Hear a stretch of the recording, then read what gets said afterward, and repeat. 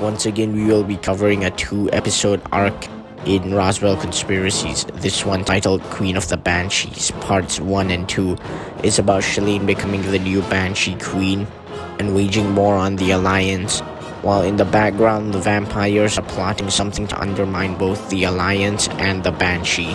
The episode starts with Queen Mab being kidnapped by a mysterious figure, leaving the Banshee throne empty. Nick and Shalane are wading through the sewers of Paris.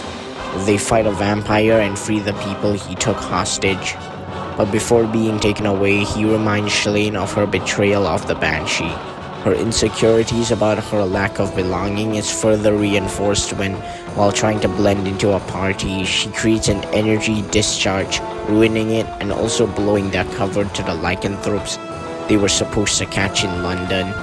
They have a fight on a bridge, but after Nick is thrown to a ledge hanging above a river, two Banshees convince Shalane that she is the rightful ruler of them, and they leave Nick, forcing him to fight the lycanthrope alone. Nick uses his bounty hunting skills to locate the newly changed location of the Banshee hideout in Ireland. After meeting with some resistance, of course,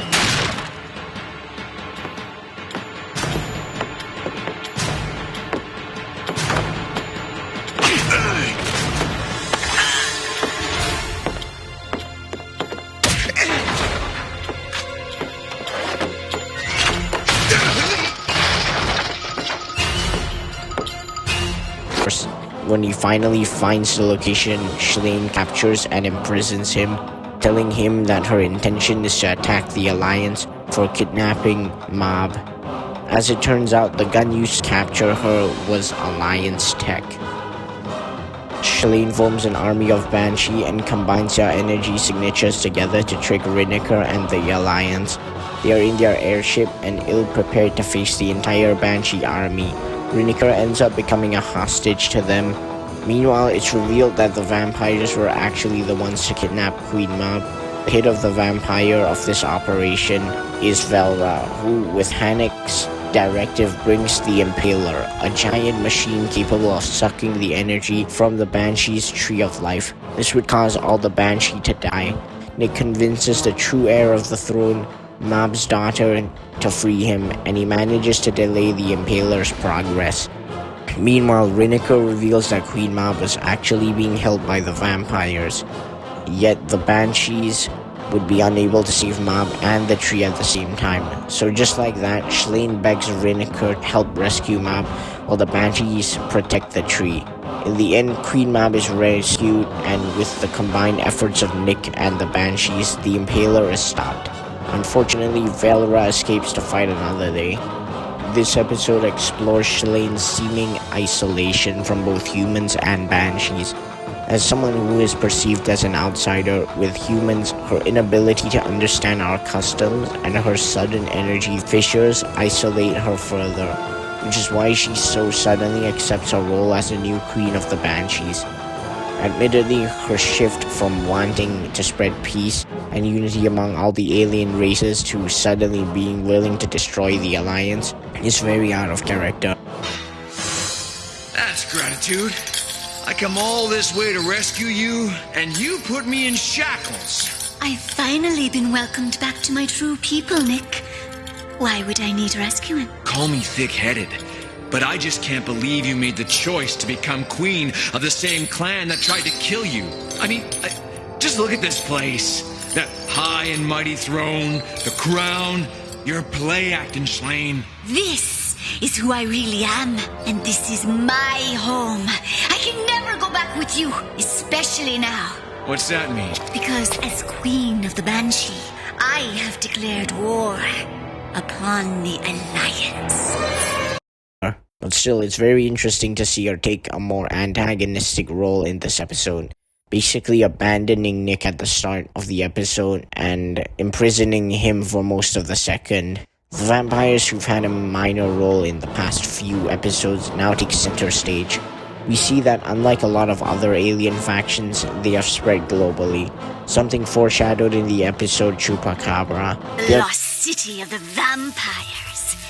It was their first colony, before they spread worldwide. The plan is very similar to their personality, hiding in the shadows, letting their enemies destroy themselves while they benefit. The vampires kidnap Mob while blaming it on the Alliance, causing their sworn enemies, the Banshee, to attack them.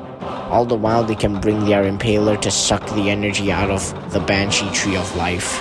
The Alliance is destroyed, the vampires destroy the Banshees. They of course did not anticipate Rineker's ingenuity and Nick's skill. It's interesting that these episodes basically conclude Shalane and Nick's conflicts with the Banshee. That's right, after this, the Banshees are no longer antagonistic. But don't worry, they still appear prominently across the rest of the series. Hannick is basically the head of the vampires and orchestrates his plans from his office. He's a pretty major antagonist across the series.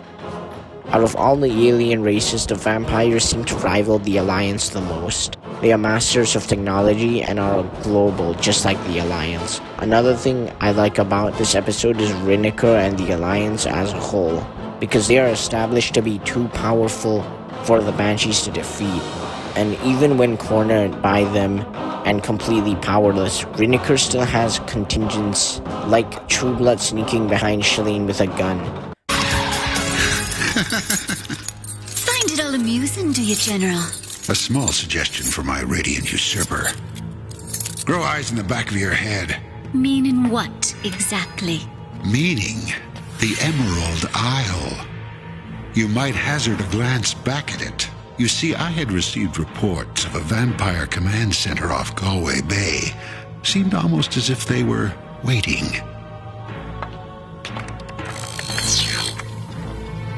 We've been deceived. They're going after our Tree of Light. My dear ladies, may I present Queen Mab's true abductors, and now no doubt the current residents of your lair.